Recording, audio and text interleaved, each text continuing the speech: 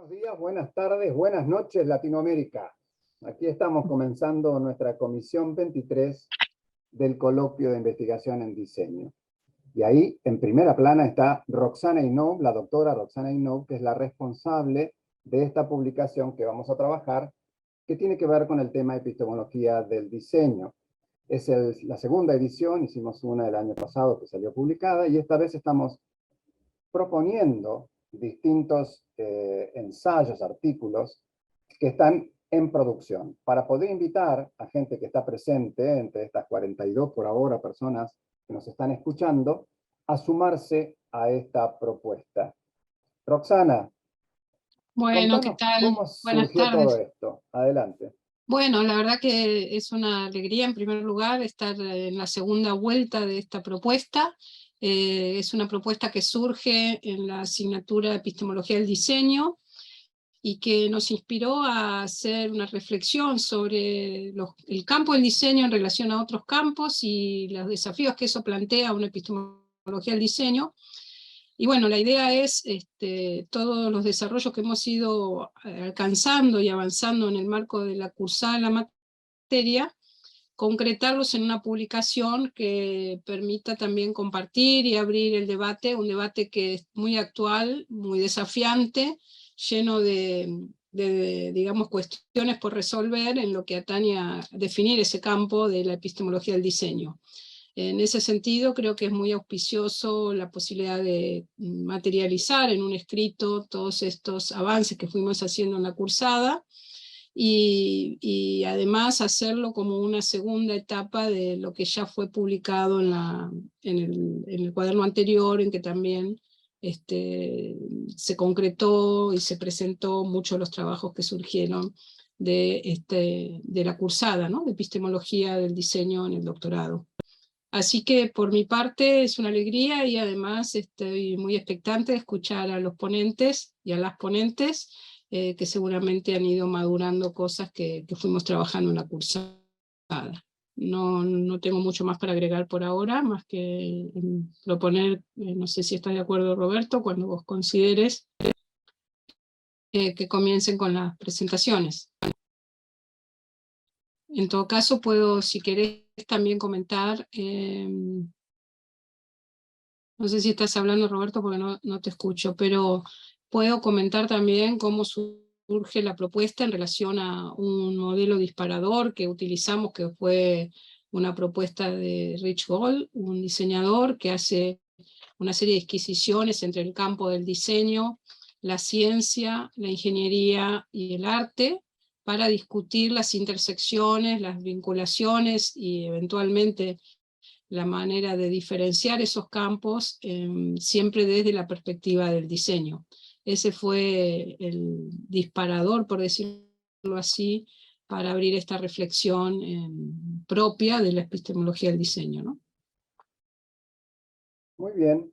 Ahora sí, si les parece, largamos con las presentaciones.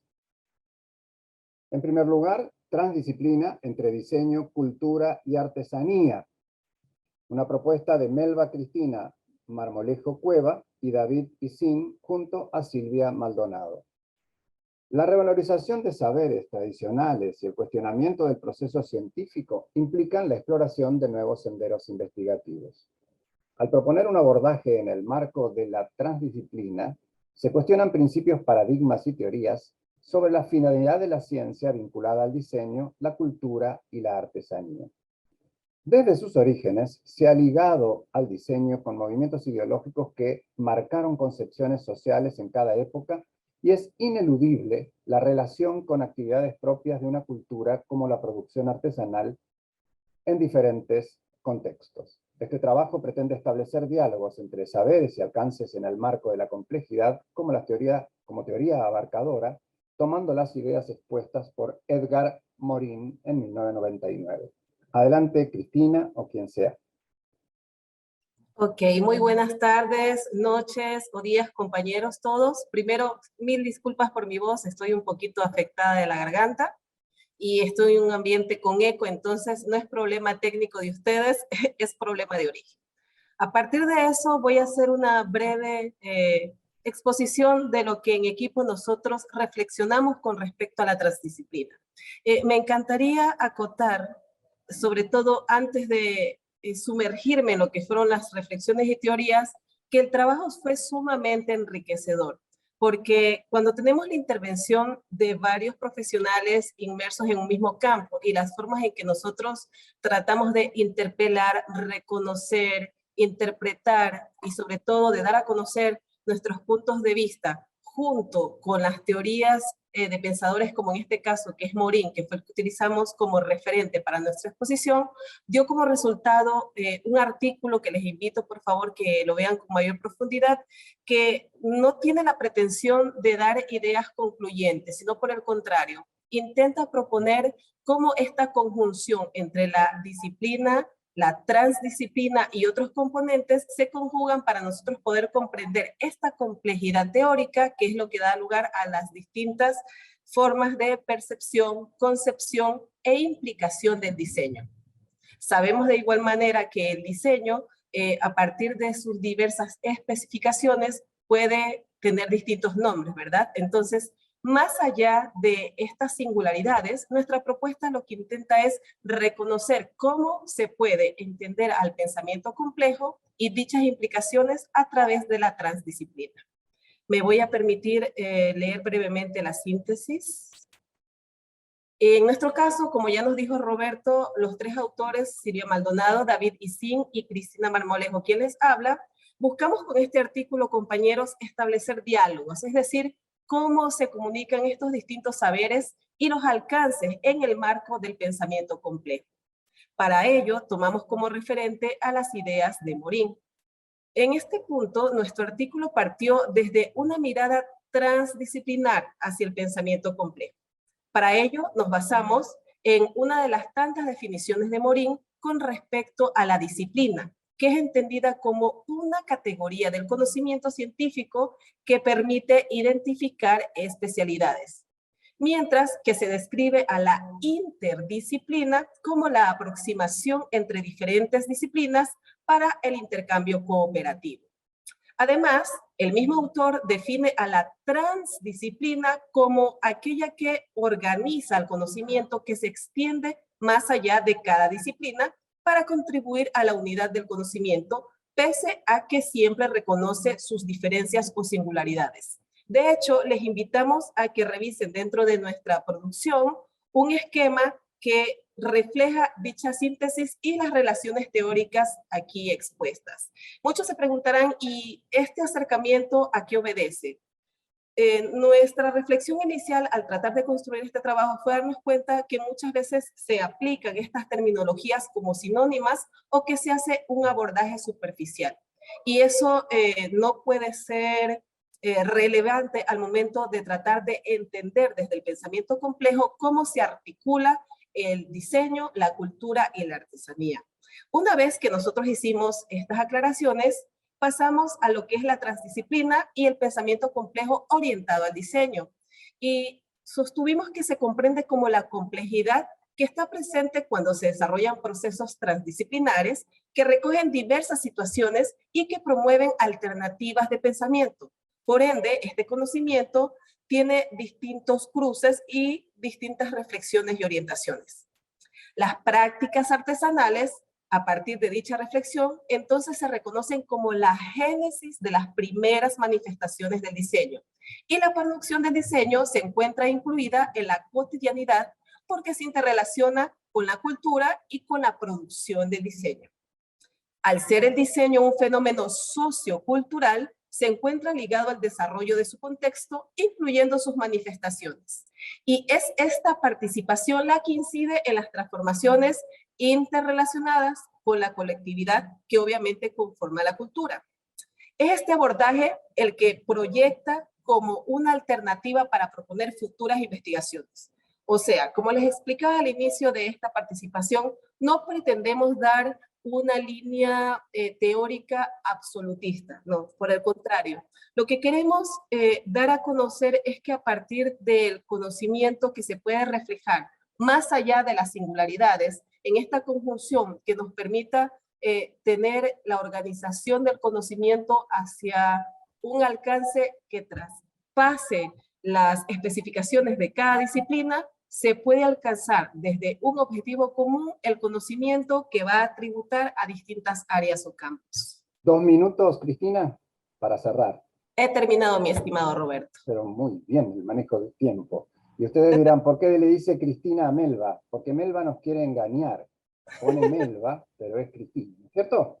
Sí, gracias a Dios, Cristina. Bueno, muy bien. Vamos a continuar entonces ahora con Ludmila Maya Strisek y su artículo Relaciones entre ciencia y diseño. Este trabajo tiene como objetivo discutir los posibles puntos de contacto entre ciencia y diseño, sin considerar los sinónimos, sino en lo referente a su rol como constructores de cultura.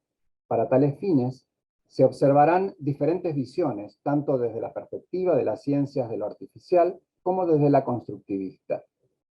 Se hace foco en el rol de la ciencia y el diseño como generadores de artefactos y conocimiento, los aspectos cognitivos que atraviesan ambos procesos, la concepción de praxis como práctica situada, según Inoue en 2021, el rol de los modelos como constructos simbólicos y representaciones de la realidad, junto con el papel de la exploración e investigación en el campo del proyecto y el campo científico. Ludmila, adelante. Hola, ¿qué tal? Buenas tardes a todos. Bueno, un poco la introducción que leyó Roberto ya enmarca a mi trabajo. Para poder discutir acerca de los territorios comunes entre la ciencia y el diseño, yo tomé 6 tópicos fundamentales. Uno, la concepción de ciencia a la que adherimos, ¿sí? O sea, a qué nos referimos cuando hablamos de ciencia. La otra sería el concepto de conocimiento entre lo científico y lo proyectual, que también es una discusión que está muy vigente. El concepto de método, también científico y proyectual. El rol de la lógica, el diseño como praxis situada, que también esto viene de lo que habíamos discutido con la doctora Inoue durante el curso de la asignatura. Y por último, el carácter representacional de la ciencia y del diseño. En primer lugar, el concepto de ciencia. O sea, por ahí las mayores discusiones que hay acerca de los paralelismos o de las diferencias que algunos autores discuten, o sea, o ponen en contraste la ciencia con el diseño, es qué tipo, o sea, qué concepción de ciencia, a qué concepción de ciencia estamos adhiriendo, ¿no? Uno de los principales impedimentos para encontrar territorios comunes entre la ciencia y el diseño es el concepto de ciencia, justamente, que proviene de lo que se considera la concepción heredada. Según esta perspectiva, la ciencia reduce su rol a la explicación de lo que la realidad es, circunscribiendo la producción del conocimiento científico a descubrir, explicar y argumentar de forma objetiva y lógica el propio mundo. En contraste con esto, la postura que por ahí acerca más a la idea de ciencia, a la de diseño, es justamente la que concibe a la ciencia como constructora de la realidad, ¿no? Después, el concepto de conocimiento. Por otra parte, los cánones de pertinencia, transparencia y posibilidades de corroboración que provienen de la postura positivista del problema del conocimiento, también es una cuestión a discutir, y son las cuestiones que por ahí tradicionalmente separan los campos de la ciencia y del diseño, ¿no? La otra cuestión es la de considerar que no puede existir, o al menos no se puede hacer pertinente, transparente y corroborable el conocimiento proyectual, que también es una discusión que hemos tenido durante el curso de la asignatura y que está, por lo que puede relevar, está todavía muy vigente en muchos autores, ¿no? O sea, es decir, hay un contraste bien determinado entre el tipo de conocimiento como proyectual, muy diferenciado del conocimiento científico, justamente porque se circunscribe al conocimiento científico a estos valores positivistas, ¿no? Ambas situaciones que les decía recién tienen estrechos vínculos, pero no responden a las mismas cuestiones. Uno, se trata de la negación de que el conocimiento científico pueda existir fuera de la propia ciencia, y la otra tiene que ver con las posibilidades, incluso de existencia, que el conocimiento proyectual puede cumplir con esos parámetros, digamos, los parámetros del conocimiento científico. O sea, son discusiones que están en vigencia. Después, acerca del concepto de método, también hay una concepción heredada, digamos, que viene de una definición estructurante del método como una sucesión de pasos organizados en tiempo y espacio finitos y lógicamente consecutivos, digamos. Esto lo pueden encontrar en autores como Munari, Christopher Jones, no sé, Christopher Alexander. O sea, hay como una corriente que por ahí desciende de Simon, que está, digamos, en esa línea de pensamiento. Nosotros, justamente en coherencia con el trabajo anterior, proponemos la idea de método más desde la idea del pensamiento complejo de Morán, y entendiendo el método como un camino estratégico que se piensa en movimiento, digamos, como en palabras de Morán. O sea, es como poner en contraste esta definición de método de tipo programática, en contraste con la idea de método como un camino estratégico, ¿sí? que convive o que lidia con la complejidad. El rol de la lógica. Bueno, con respecto al rol de la lógica en relación a la ciencia y al diseño, podemos decir que muchos estudiosos, como por ejemplo Keith Dorst, han logrado reconciliar a la lógica, digamos, con el proceso proyectual como un instrumento metodológico inherente al pensamiento. Digamos, si nosotros conseguimos la lógica desde ese lugar, podemos acercarla a los procesos de diseño, ¿no? Los opositores radicales de la relación entre ciencia y diseño argumentan que los procesos proyectuales no se prestan a la clásica clasificación de los contextos de descubrimiento y justificación de la ciencia.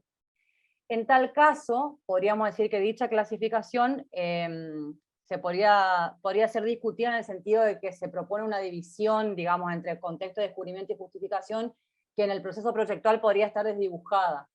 Pero no por eso podríamos excluir la lógica como un proceso, reitero, inherente al pensamiento, como un componente fundamental del propio proceso proyectual, digamos.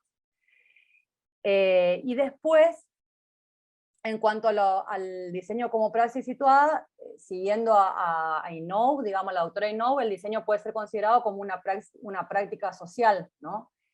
Y esto implica fundamentalmente que los procesos productivos de diseño forman parte de entramados contextuales de distintas índoles, como ser institucionales, sociales, en sentido amplio, digamos, políticos y económicos. Perdón, ¿Sí? 2 minutos para concluir. Voy cerrando. También podemos relacionar esa concepción del diseño con praxis situada con otras teorías que sí tienen que ver más con la sociología de la ciencia, como por ejemplo la teoría del actor red, que también concibe, digamos, cuestiones muy similares, digamos, acerca de estos dos campos. Y por último, y no por eso menos importante, porque es un eje central que me interesa mucho a mí en lo particular, el carácter representacional de la ciencia y del diseño. Entonces, verlo también como el rol operacional y modelizante entre la ciencia y el diseño, de la ciencia y el diseño, perdón, siguiendo a Ladrier. También la idea de despegarse de la postura de que las representaciones son representaciones isomórficas de la realidad especulares. Posicionarse también desde una perspectiva de monista, en el sentido de que el sujeto y objeto co-construyen la realidad, ¿no? Entonces hay como una dimensión representacional ahí. Y también la idea de que todo pensamiento está imbuido de las teorías que lo revisten y que condicionan la forma de construir sentido, ¿no? Entonces, haciendo como una síntesis, esto sería como lo que podría acercar las discusiones entre ciencia y diseño. O sea, lo que quise poner un poco lo que los aleja y lo que aleja y lo que acerca a las dos disciplinas en el campo epistemológico, digamos. Bueno, y creo que ahí, esta vez no estuve tan acelerada. No, y además cumpliste el tiempo perfecto, Bien. Mila, muy bien. Muchas gracias. Bueno, por otra parte, te escucharon 65 personas, y me parece que es justo el momento para contarles a todos una muy buena noticia. Resulta que ayer, es una noticia fresca, la Comisión Nacional de Evaluación y Acreditación Universitaria nos otorgó la acreditación del funcionamiento del doctorado en diseño en modalidad no presencial, en modalidad online íntegramente. Esto la verdad que es para nosotros primero un orgullo muy grande. Es muy, muy bueno. Ustedes saben seguramente lo que significa que la CONIAU nos otorgue una una acreditación de esas características. El trabajo es muy arduo, fueron mucho tiempo trabajando con el equipo de doctorado en la presentación, luego la espera, la evaluación de los pares evaluadores. Justamente mi tema, ustedes saben que mi tema de tesis es los estándares que pretenden, que en este caso, cuando las carreras son online, son muy pocas las que otorgan, porque siempre está como esa suerte de mito que todo lo que es online tiene como una menor calidad. Entonces son muy rigurosos, sobre todo en cuanto a todo lo que es la infraestructura tecnológica. Entonces, nosotros con la plataforma Blackboard, por la cual nosotros hemos sufrido bastante, tanto alumnos como profesores, pero resulta una herramienta que de a poco va siendo una herramienta justa.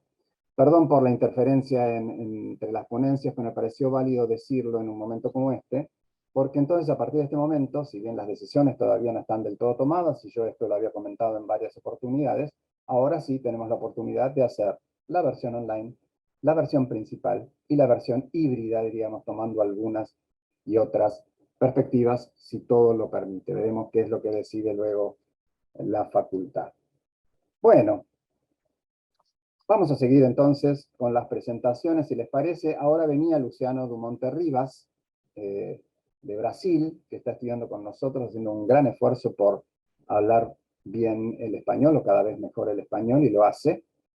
Pero hoy tuvo un inconveniente de último momento, creo yo. Luciano, ¿estás? Por las dudas, ¿hayas podido resolver el problema? No. Bien, seguimos entonces con Rafael. José Rafael Salguero Rosero, que nos acerca a análisis del currículo de la carrera Diseño Gráfico desde los marcos teóricos de Gold y Lotman.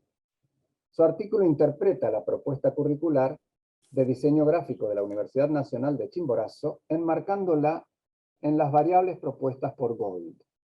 Además considera los aportes de Maeda, quien dota núcleos centrales a cada campo: arte, expresar; ciencia, explorar; ingeniería, inventar; y diseño, comunicar. Y de Lotman, con su enfoque de la semiósfera de la cultura, donde el currículo se interpreta como la semiósfera integrada por estos campos, que constituyen un continuum semiótico con fronteras que lo delimitan sin cerrarlos, sino que actúan como filtro entre un espacio interior y exterior. Rafael. Bueno, muchas gracias, Roberto. Un saludo cordial a todos los que participan en esta sala. Es un lujo poder compartir con todos ustedes estas reflexiones. Como ya lo explicó Roberto, se toma como unidad de análisis a la propuesta de la malla curricular y currículo de la carrera de diseño de la Universidad Nacional de Chimborazo. Esta es una reflexión más o menos tomando un enfoque historiográfico, cuya idea disparadora surge precisamente en el análisis de la primera estructura curricular en el campo formal de la Academia del Diseño, que es la Bauhaus. Walter Gropius, su creador, decía que el objetivo de la enseñanza de esta escuela, de la Bauhaus, era lograr precisamente que un alumno, un estudiante de esta escuela, tenga un modo lúcido de estar en el mundo, una conciencia cultural y una libre capacidad de experiencia. Entonces, él se tomó en este contexto la tarea de organizar un currículo interdisciplinar como un estudio previo al ingreso de la Bauhaus. Este currículo o esta estructura curricular, principalmente, dice Gropius, tenía la intención de acabar con la separación entre lo que era el arte, la artesanía, es decir, entre las bellas artes y las artes aplicadas. ¿Por qué tomamos esta idea disparadora? Principalmente porque, como ya lo explicó Roberto en el resumen que dio lectura, estamos tomando dos elementos o dos partidas teóricas desde Rich Gold, y precisamente este autor nos decía o nos habla de los 4 sombreros creativos que él se pone: el de artista, el de diseñador, el de ingeniero y el de científico. Entonces encontramos ciertas coincidencias en la propuesta de la Bauhaus, y rápidamente quiero compartir la pantalla para hacer el análisis en los minutos que tengo.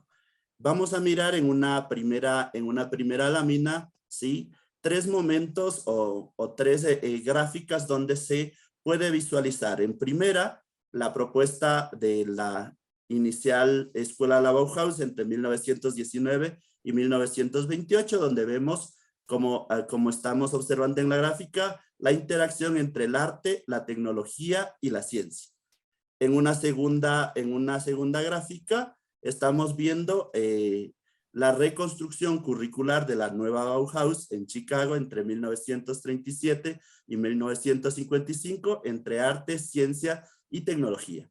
Y posteriormente la HFG en 1958 y 1968, también la ciencia, la tecnología y el arte. Entonces, si bien parecen unas gráficas similares, nos damos cuenta que los elementos que conforman la estructura curricular van cambiando de lugar y van cambiando también en cuanto a importancia. Haciendo un análisis un poquito metafórico, presentamos una gráfica que se muestra cómo está la estructura curricular en la educación superior del Ecuador. A partir del año 2015, las universidades ecuatorianas pasan por un proceso de rediseño curricular impulsados de cierta forma desde una visión multidisciplinaria y compleja, y se organizan los conocimientos de esa forma: la integración de saberes y cultura, la comunicación y lenguaje, los fundamentos teóricos, la epistemología y metodología de la investigación y la praxis profesional. Y particularmente la carrera de diseño en la UNACH tiene como punto céntrico la práctica proyectual, y esta práctica proyectual se va fortaleciendo en una línea ascendente desde las bases teóricas, la combinación de la tecnología y la producción, la tecnología y la producción aplicada, la tecnología, la investigación y la interculturalidad, hasta llegar a la investigación y la acción. Y cierro un poquito el debate o anticipo un poquito lo que se va a leer en el artículo presentado, mostrando esta gráfica que ya hace mención a lo que es una semiósfera, ¿no? El término semiósfera cultural es tomado de Yuri Lotman, y él nos dice que cada una de las semiósferas constituye un continuum semiótico. Un elemento importante dentro de la semiósfera son las fronteras que, más allá de delimitar los campos, permiten interacciones entre un campo y el otro, es decir, entre una semiósfera y la otra. El currículo de diseño entonces está integrado por 4 semiósferas: la del arte, la del diseño, la de ingeniería y la de la ciencia. Como puntos centrales o como núcleos, tomamos la propuesta de Maeda, que dice que el centro del arte es la expresión, del diseño la comunicación, de la ingeniería la innovación y de la ciencia la exploración. Cuando ustedes accedan al artículo completo, podrán ver este análisis dentro de la propuesta curricular, observando las asignaturas que tejen elementos entre el arte y el diseño, entre el diseño y la ingeniería, y entre el diseño, la ingeniería y la ciencia. Los invito a leer, espero que sea de su agrado. Muchas gracias. Gracias a vos, Rafael. Cumpliste el tiempo, 2 minutos menos de lo que te correspondía. Vamos a tener tiempo entonces de hacer participar a alguna de las personas que están también en la sala. Bueno, nos escuchan 71 personas, o sea que estamos teniendo un buen rating, diríamos. Me puse televisivo. Bueno, continuamos. Luego de Rafael sigue Oscar Andrés Acuña Pontigo con su artículo Diseño, Arte, Tecnología y Ciencia, escenarios de convergencia disciplinar. Este escrito aborda una reflexión de los distintos campos disciplinares que convergen en un espacio creativo a partir de los postulados de Rich Gold sobre las fronteras y vínculos del diseño, el arte, la tecnología y la ciencia. El autor plantea de modo creativo y recreativo aquellas distinciones disciplinares de la convergencia y la divergencia. El planteamiento invita a imaginar escenarios posibles y también categorías del actuar proyectual. Rich Gold sitúa estos campos disciplinares en un plano que nos permite reconocer límites y relaciones, escenarios tradicionalmente fragmentados o desde la filosofía de la ciencia etiquetados, en un determinado campo o espacio social, según Bourdieu 1990. Asimismo, y en consecuencia, pone de manifiesto la condición humana en el actuar de todo campo disciplinar. El arte, la ciencia, la ingeniería y el diseño coinciden en lo proyectual, como un escenario que transita entre el comprender y el resolver, entre lo holístico y lo analítico. ¿Es así, Oscar? Así parece, Roberto. Así parece. Muchas gracias. Gracias por el tiempo y por el espacio para poder compartir este trabajo. Saludo a todos, compañeras, compañeros, a todos los que nos acompañan. Esta reflexión nace, ¿cierto?, de aquello que partimos en epistemología del diseño, ¿cierto?, donde la profesora doctora Roxana Hinault nos propone este texto, y como bien comentaba Roberto, este texto, ¿cierto?, habla de la convergencia disciplinar, y habla a partir de la convergencia disciplinar. Es imposible no acercarnos a lo que es la divergencia, ¿cierto? Y cuál es la fragmentación que constantemente vivimos en el mundo, particularmente del diseño. El diseño posee ciertas diferencias, ciertas fragmentaciones también de modo interno, cuando empezamos a situar ciertos apellidos, ¿no?, como el diseño gráfico, el diseño de producto. Finalmente lo que nos permite de alguna manera reflexionar es qué es lo común de estos campos, ¿cierto? Y para eso hay algunos autores como Bourdieu, ¿cierto?, que nos hablan de los campos disciplinares, que nos hablan de los espacios sociales también en estos campos disciplinares, y de alguna manera el arte, la ciencia, la tecnología y el diseño pasan a ser parte de estos campos, ¿cierto? Y esta fragmentación o esta etiqueta, cuando se habla de la filosofía de la ciencia, nos permite también entender que existen ciertos mundos y ciertos escenarios en que nosotros debemos de alguna manera conocer, a pesar de que se tratan de una nominación simbólica. Hankins, en la construcción social del que habla de matrices, ¿cierto?, de ideas que están solamente en nuestras mentes, y por lo tanto podríamos decir también en este texto que aquellas clasificaciones que nosotros podemos distinguir son simplemente una construcción del hombre, ¿cierto?, y que no existen como tal. Si nos enfocamos en cuál es el proceso, es decir, el proceso proyectual o creativo que se lleva a cabo, tanto en la ciencia, en el arte, en la tecnología o en el diseño, entonces estamos hablando de un mismo asunto, de algún modo, ¿cierto? Pero es interesante también, y de aquí, ¿cierto?, quiero citar, voy a compartir la pantalla para poder ahí, compartir, ¿cierto?, el esquema al cual llegamos. A un compañero, ¿cierto?, en otro de los cuadernos, que creo que está por acá porque lo voy a comentar, que es Oscar Mas, que habla, ¿cierto?, del año 2021, dice lo siguiente, que me parece interesante traer a esta reflexión, ¿cierto?, que dice: la interacción entre las diversas disciplinas es una relación de ida y vuelta, en donde todas ellas se nutren, se definen, redefinen, y sus fronteras disciplinares son cada vez más difusas por esa permanente reconfiguración.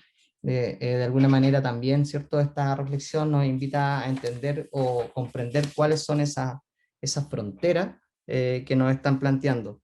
Existe, y en el trabajo que yo pude desarrollar, hablo, ¿cierto?, de una ansiedad por fragmentar y categorizar, que también es una ansiedad que se viene dando del campo del diseño, ¿cierto? Ya Zell, en el año 1973, hablaba de esos límites y esas fronteras del diseño, y en ese sentido también el diseño, en primer lugar, buscaba de alguna manera diverger del oficio y del arte y converger con la ciencia y la tecnología. Entonces estaba siempre esta relación de ida y vuelta.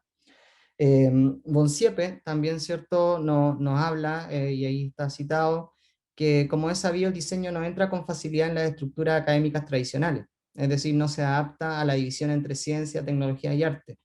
Entonces también nos está hablando nuevamente de una fragmentación, y nuevamente nos está invitando a pensarlo de modo distinto. Sin embargo, Cravino, ¿cierto?, habla que la ciencia engendra el saber, el diseño y la tecnología comparten la generación de un doble producto: el conocimiento y el artefacto. Ambos, conocimiento y artefacto, son lo que hay y son lo que hacemos. Entonces, de alguna manera, volvemos a converger sobre esto, y volvemos sobre el mismo espacio.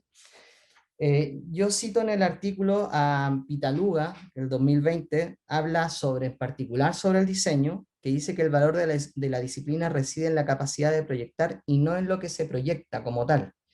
Por lo tanto, también cuando vemos esta convergencia, tanto en el arte como expresar, la ciencia como explorar, el diseño como comunicar y la ingeniería como inventar, estamos hablando de que hay un elemento común en todos ellos que tiene que ver con el proyectar, ¿cierto? Con el acto productor, que de alguna manera Heidegger habla de la poiesis, ¿cierto? Y entonces es aquello lo que yo propongo, ¿cierto?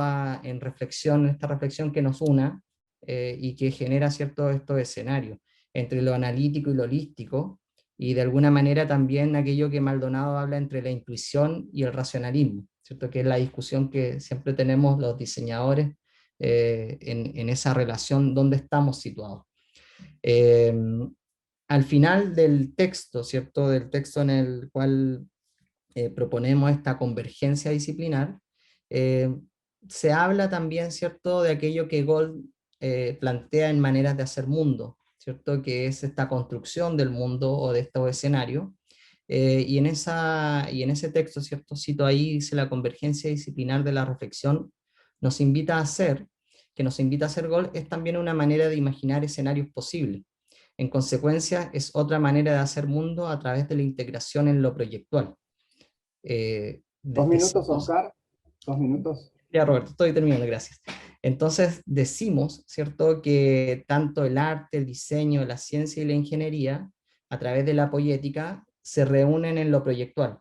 Y de esa manera están haciendo mundos que probablemente todavía también desconocemos. No sabemos si estas fronteras, ¿cierto?, en el futuro van a tener otras condiciones o van a tener otras divergencias. Pero hoy día, y bajo esta propuesta, estamos diciendo que convergen en lo proyectual. Eso es, muchas gracias. Gracias a vos, Oscar. Y tengo la percepción de que tenemos muchos temas para consultar, porque me sorprende gratamente el hecho de que en esta comisión, por las que he tenido hasta el momento, el rango de amplitud conceptual, digamos, es mucho menor. Con lo cual, todos convergemos, para usar una palabra que han utilizado mucho el día de hoy, en un tema muy en común, muy interesante. Con lo cual me parece que vamos a hacer lo siguiente. Vamos a darle espacio a Horacio Rodríguez Juárez con su equipo para presentar, y luego, Roxana, si pudieras tener alguna impresión, algún comentario, y hacemos alguna consulta, ya que estamos llegando a la mitad de la presentación, y entonces dividimos en 2 bloques de 5. ¿Te parece, Roxana? Sí, perfectamente. Un comentario sobre las exposiciones que ya se dieron, ¿me decís? Sí, las exposiciones, enfrentarlas y cuestionar y ver cómo dialogan entre Yo sí. creo que el tema, como dije al comienzo, creo que lo que surge de todas las exposiciones que hemos escuchado, una primera conclusión que yo sacaría es, primero, la relevancia que tiene el tema que hemos elegido, que hemos focalizado, la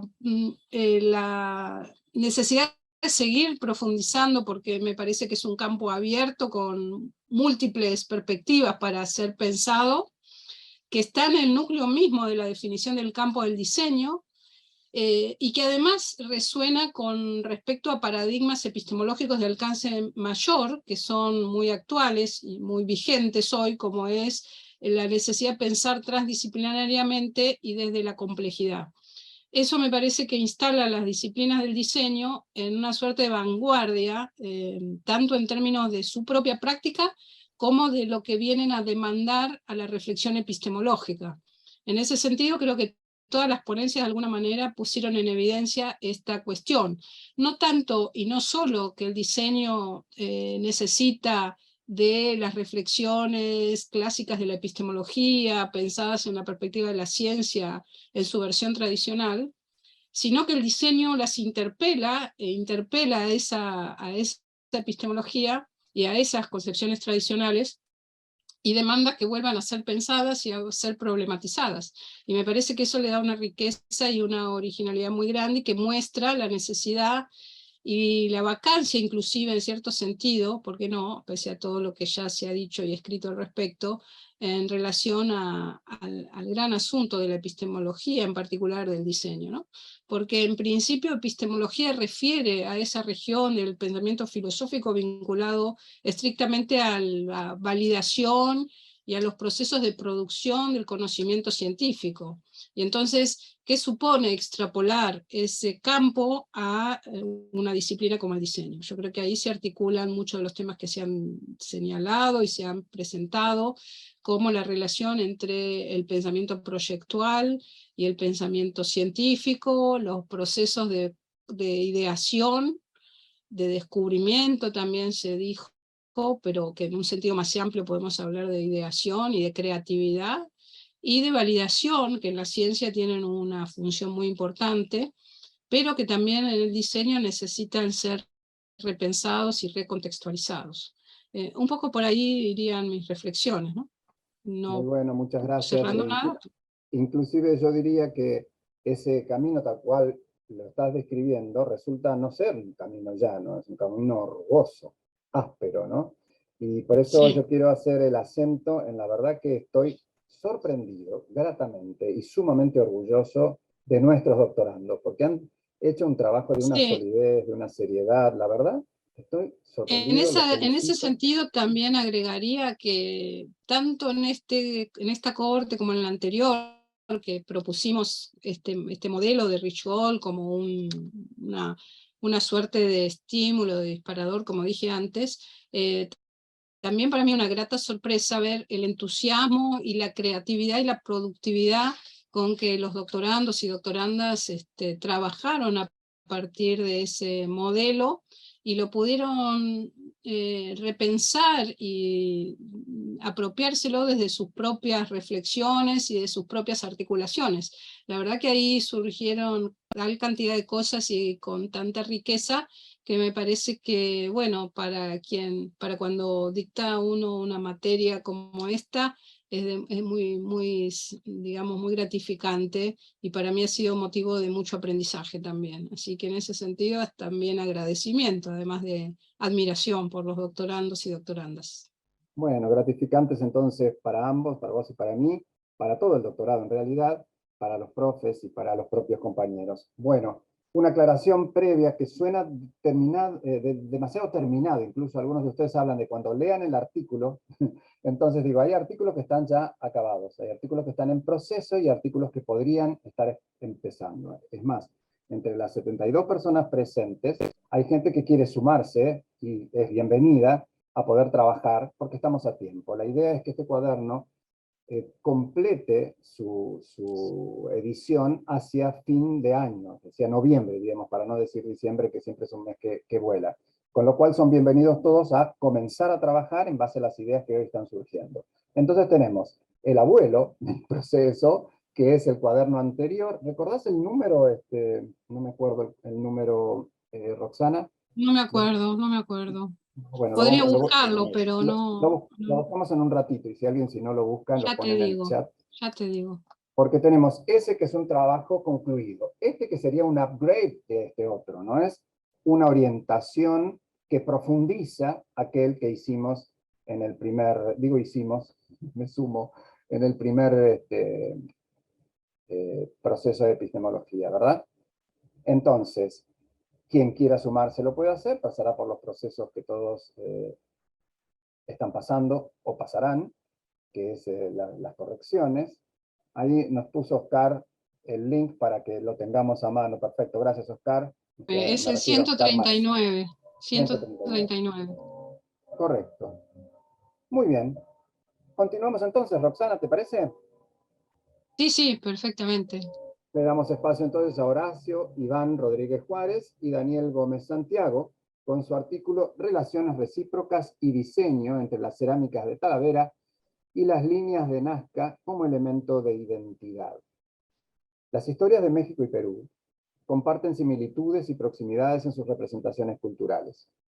En sus testimonios visuales, ambas interactúan con elementos simbólicos en los que quedan plasmados conocimientos, valores, costumbres y tradiciones que dan sentido y valor e identidad a sus comunidades. Gran parte de este concepto se encuentra en el patrimonio cultural. Este debe ser entendido como la memoria histórica de un pueblo, superando con creces la idea de monumento u objeto de museo, para posicionarse como un ingrediente propio de la identidad, con la capacidad de generar desarrollo y cohesión social. Horacio. Buenas tardes a todos. Yo voy a presentar en nombre de mi compañero Daniel Gómez y un servidor, y voy a empezar haciendo esta reflexión que hicimos a lo largo del curso, donde nos dimos cuenta que los dos temas de tesis estaban aportando ideas que nos podían en algún momento apoyar, ¿no? Para generar el artículo que hoy estamos presentando, ¿no? Se los voy a leer. La dicotomía sobre un buen diseño entre lo desarrollado a partir de los principios puros entendidos como aquello que debería ser y el diseño sesgado por el mercado, orientado a las demandas del... es que puse mi cronómetro para también llevar el tiempo. Orientado a las demandas del consumo, encuentra los 10 principios para el buen diseño de Dieter Rams. Figura clave en esta disciplina, un punto de confluencia para entender este concepto como... Perdón, ¿están compartiendo pantalla? Porque yo no veo nada. Sí, yo estoy compartiendo. Bueno, está habiendo un problema. Tal vez, Cristian, si nos puedes dar una mano. ¿Querés volver a cerrar la pantalla y volver a compartirla, por favor, Horacio? Sí, porque no se claro. está viendo. Bueno, no era yo sola, por suerte. No sé si le están viendo. No. No, dice que la función para compartir pantallas está en pausa. Sí. Cristian, ¿estás por allí? Sí, estoy por acá. No sé cuál debe ser el error. Horacio, fíjate si apagando la cámara tuya y teniendo solo el audio y la función de compartir te deja, ver. A ver, acabo de encontrar aquí un botón. No sé si funcione. Pero dice que está en pausa, con lo cual eso me parece que va por allí el tema, ¿no? La función compartir está en pausa. ¿Podés, activarla nuevamente? Se me hace que eso es del anfitrión.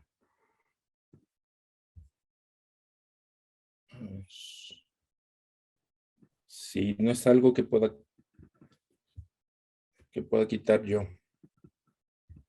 ¿Es un archivo grande? No deben ser 2 o 3 pantallas. No, son 3 slides. ¿Y querés copiarlas y pegarlas en el chat y lo mostramos a alguno de nosotros? Claro. Cristian, ¿podés seguir los pasos? Sí, si quieren yo la comparto y Horacio me va diciendo cuándo pasamos. Sí, claro. A ver, un momento, por favor.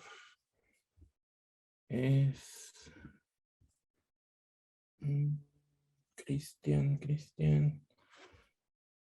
Ok. Puede ser Cristian o a todos como vos quieras. Sí.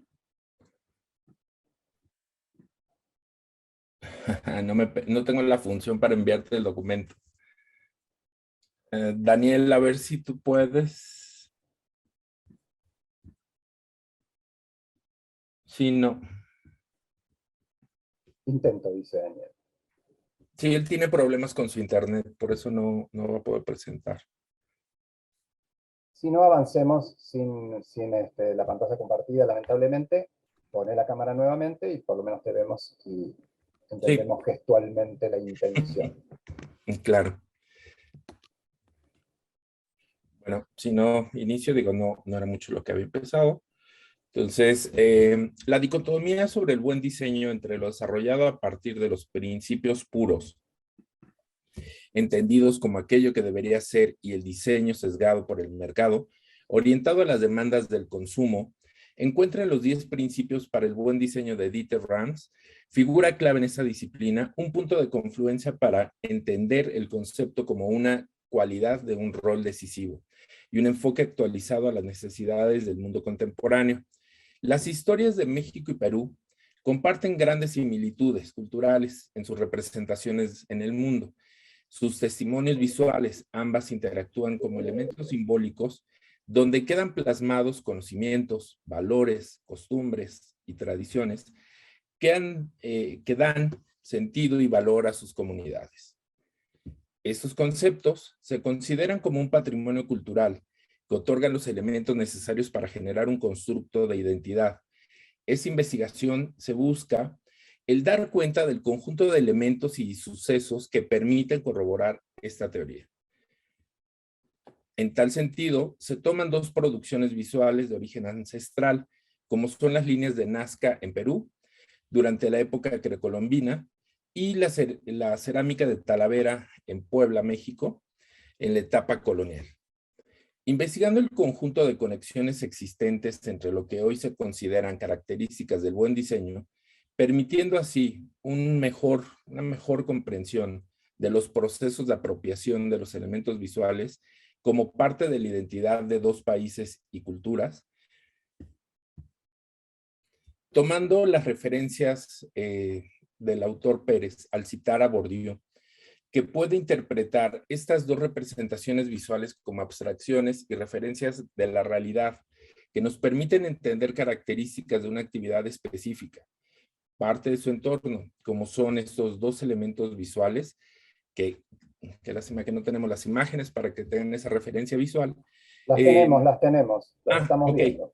Al entender este grado de pertenencia generado por las culturas mexicana y peruana, al vincular sus cosmovisiones, por un lado adquiridas y por otro lado descubiertas, se puede entender cómo se entrelazan las identidades con rasgos que fueron parte de su historia y del entorno que se desarrolla en sus culturas.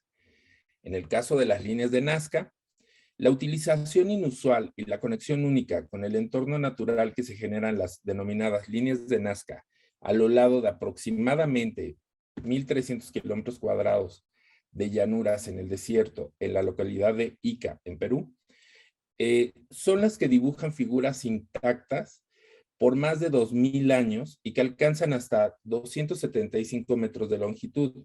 Son un excepcional ejemplo de la producción visual de los pueblos originarios que florecieron en Perú precolombino, 100 años antes de la conquista española.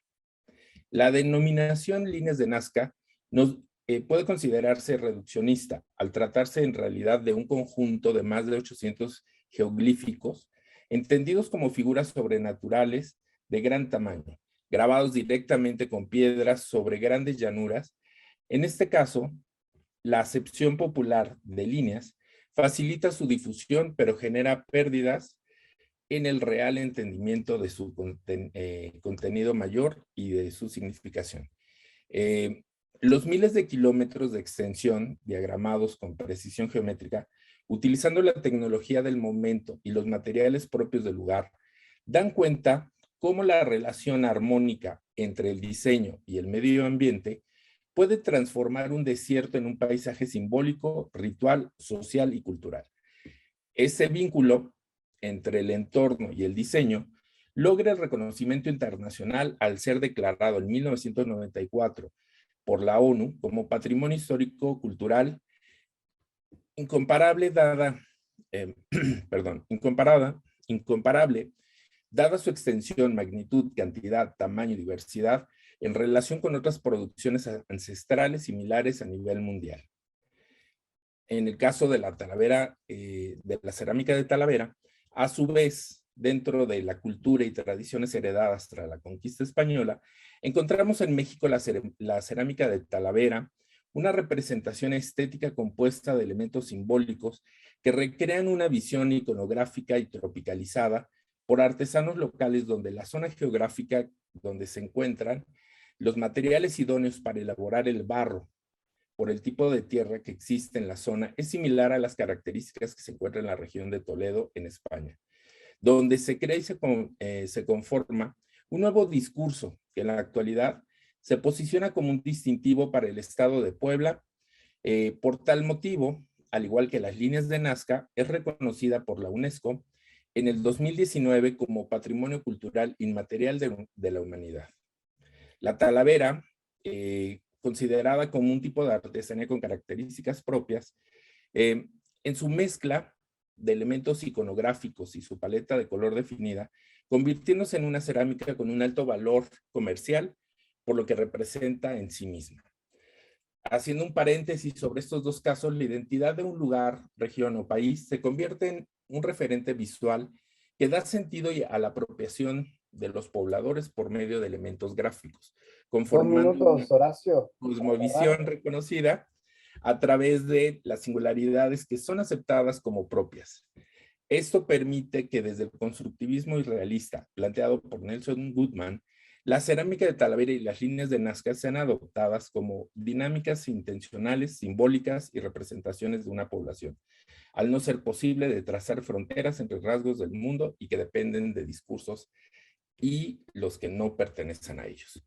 Como conclusión, y para cerrar, esta visión de Goodman, compartida por otros autores por su postura ante la descripción de cómo el individuo establece sus propios constructos y fronteras en los cuales existen diferentes dimensiones, como las que aporta Rich Gold y su matriz en los 4 sombreros de la creatividad, que ahí sí podemos pasar a la última imagen, por favor, consiste en una figura en el que convergen 4 cuadrantes, cada uno de una misión específica. La ciencia como exploración, la ingeniería como invención, el diseño como la comunicación y el arte como la expresión. Interpretando esta matriz de forma vertical, el arte y el diseño moverán mentes, mientras que la ciencia y la ingeniería moverán moléculas.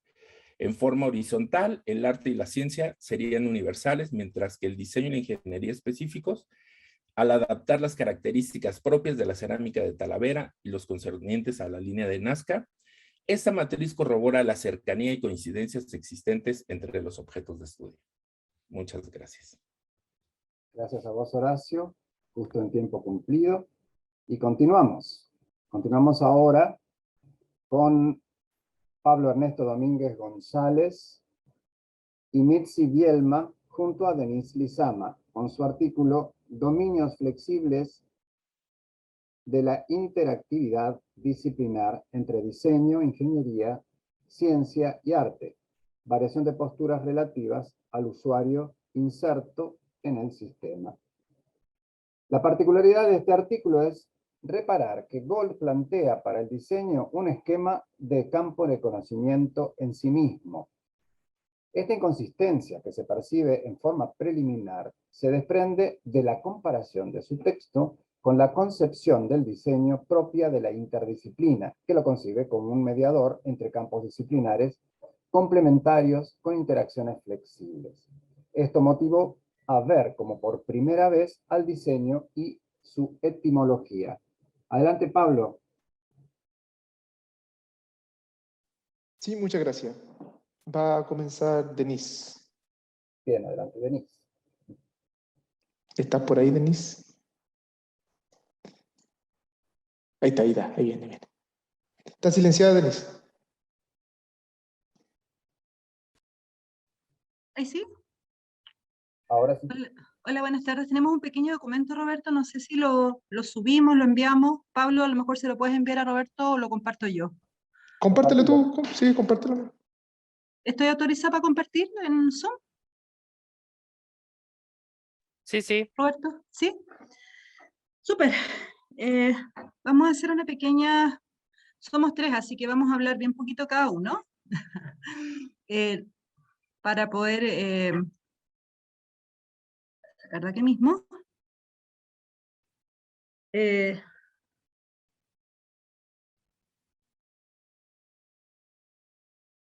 ve mi pantalla, chicos?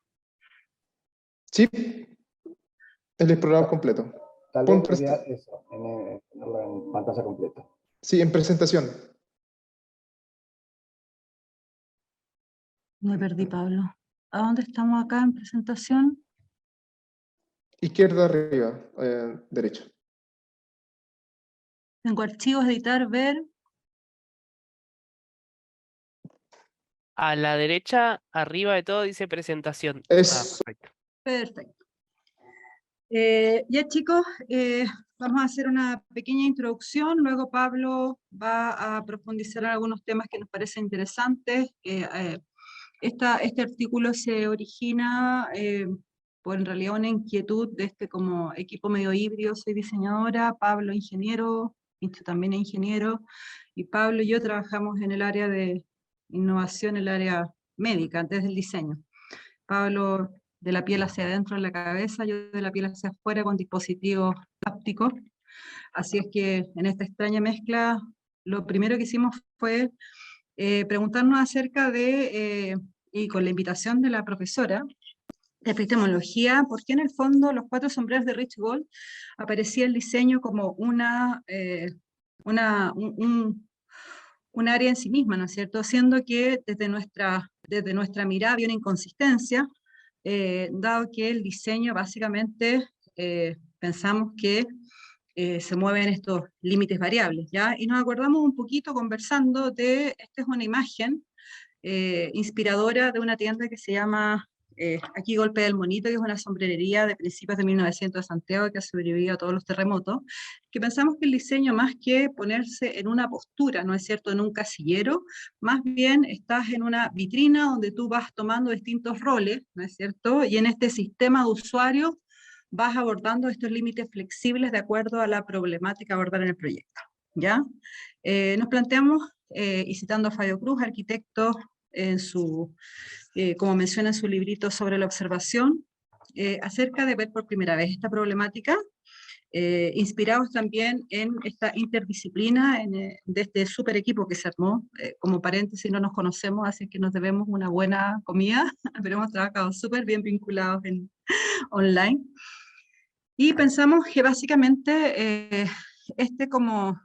el objetivo del artículo era que en un pensamiento simple pudiésemos sustentar estos distintos puntos de vista que aparecían en estos 4 sombreros de Rich Gold, ¿no es cierto? Y por otro lado también cómo nosotros nos planteamos estos límites cambiantes y variables, ¿ya? La invitación en esta interdisciplina era ver desde el diseño a la medicina, ¿no es cierto?, puesto que había una convergencia entre la técnica y la tecnología, pero siempre vinculada al usuario. Y vamos a mostrar un poquito más adelante cómo la medicina va tomando distintos roles vinculado al arte y vinculado también a la ciencia, ¿ya? Pensamos también, y haciendo acá una metáfora con el florero de Alvaralto, pensamos que si bien epistemológicamente nos movemos entre el arte, la ingeniería y la ciencia, ¿no es cierto?, desarrollando distintas funciones, más bien estamos en este campo un poquito elástico y líquido, y fusionamos este bonito florero de Alvaralto de principio de siglo, en cristal, ¿no es cierto? Y pensamos que en estos intersticios nos movemos los diseñadores, tomando distintos roles de acuerdo a los distintos encargos que tenemos, ¿ya? Nos llama la atención también en el área del diseño de la medicina, dado que Paul Rand, diseñador gráfico, declara que el diseño es un método donde se conecta la creatividad y se dispone a una función específica, ¿ya? Y en ese sentido tomamos el ámbito médico, pero siempre desde la disciplina del diseño, con la complejidad que puede llegar a tener el ámbito neurológico que toca Pablo, o desde la semiótica y la comunicación que toman los dispositivos médicos infantiles, que es lo que estoy viendo yo. Dejo a Pablo para que profundice en temas. Denise o Pablo, vamos a hacer una cosa. Están quedando los 2 minutos de cierre y me parece que son 2 personas por ubicar, y me parece entonces importante que, por respetar los tiempos, hagamos una cosa. Interrumpamos aquí, sigamos adelante y luego al final reaparecen ustedes para la presentación de los 2 que quedaron con el cierre correspondiente. Vamos a seguir entonces con la presentación de David Ortiz, Gabriela Velázquez y Gabriel Iñiguez. Su tema o su título es Metanarrativas y pensamiento andino, el debate de la sustentabilidad en el diseño. El diseño representa los paradigmas dominantes del pensamiento e incide en la preocupación sociocultural de los sistemas de producción relacionados con el medio ambiente. Los privilegios centristas pretenden imponer modelos para proponer estereotipos históricamente apropiados y extendidos en los países latinos.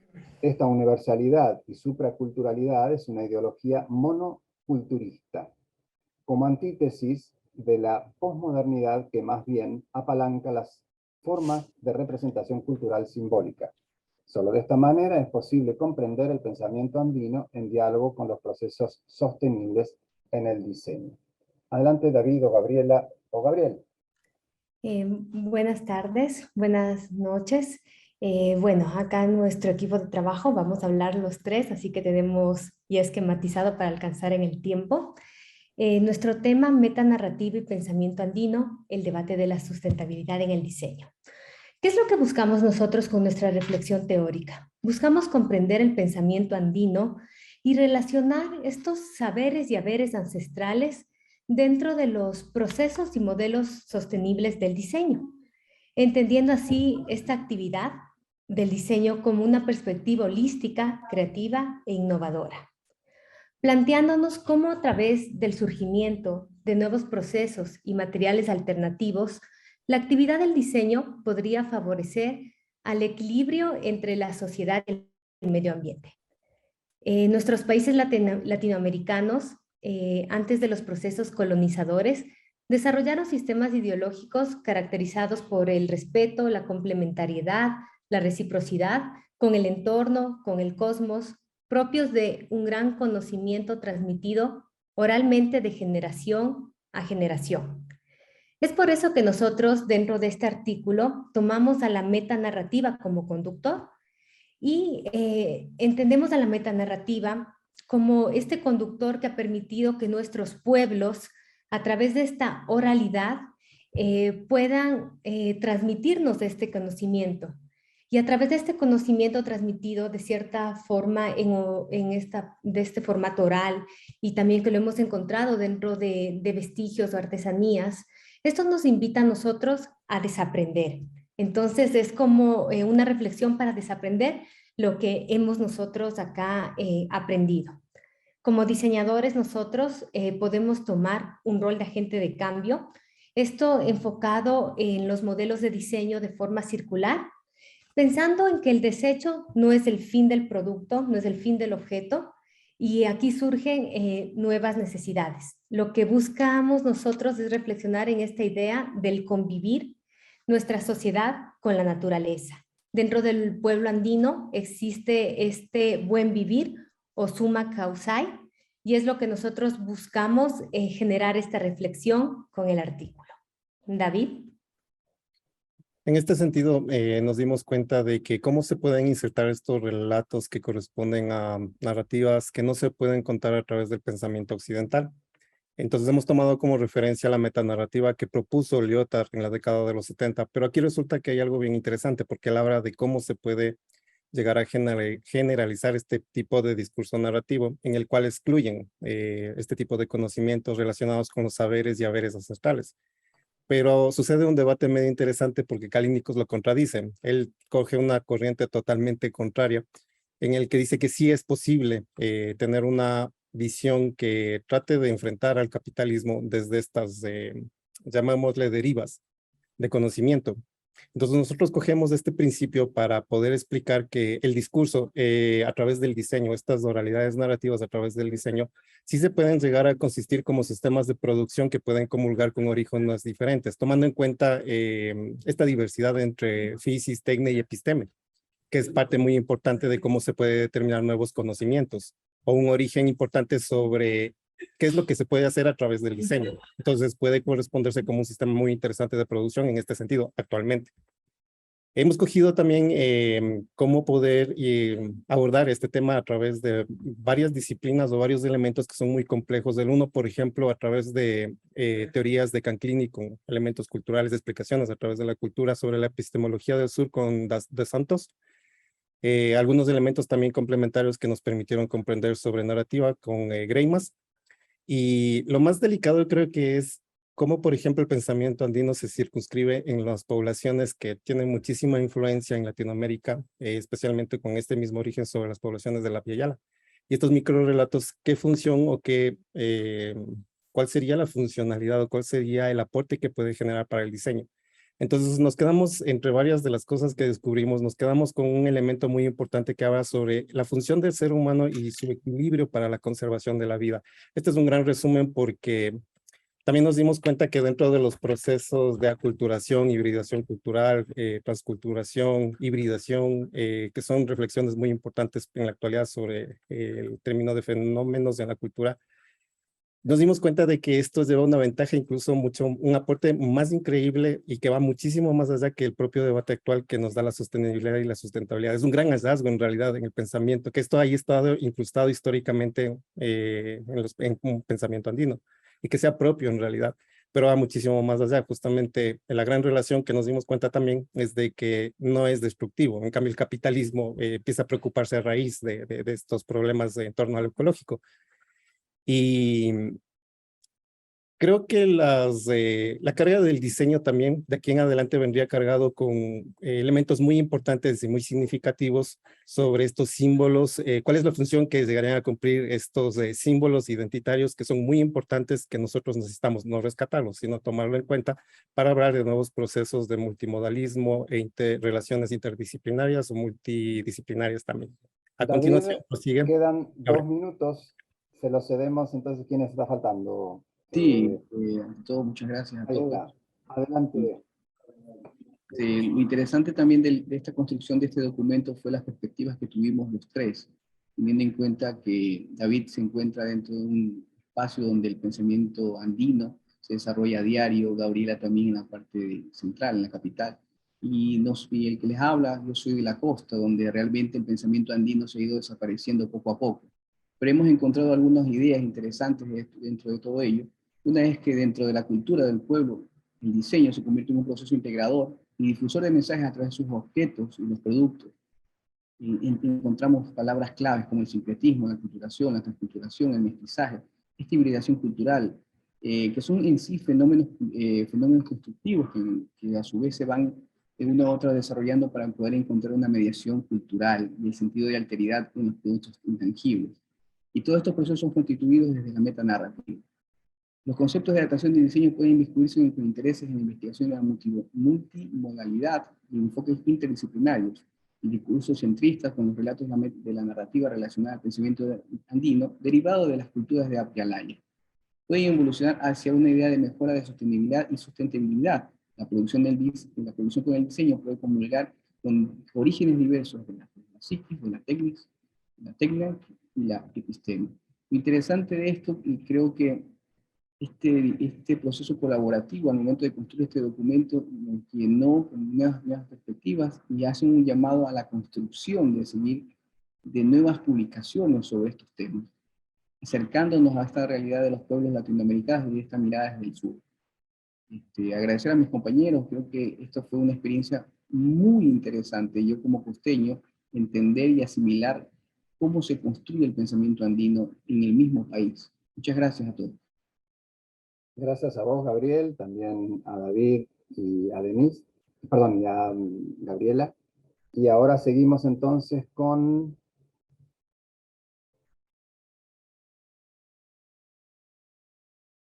Odalis Beseiro Gigato, con polifonías de voces sobre ciencia y diseño. Este trabajo pretende abordar las diversas opiniones que, desde hace aproximadamente 10 años, han ocasionado el debate sobre el diseño como productor de ciencia. El artículo procura realizar un análisis sobre aquellos aspectos en los que se basan distintos autores en torno al tema. A su vez, el estudio busca examinar los conceptos de ciencia y diseño, los fines, los radios, los campos de acción de estas disciplinas, sus metodologías de trabajo, y por último considerar en qué ramas de la ciencia se puede evidenciar de forma más clara si lo que se produce desde el diseño de comunicaciones visuales puede generar un producto científico. Odalis.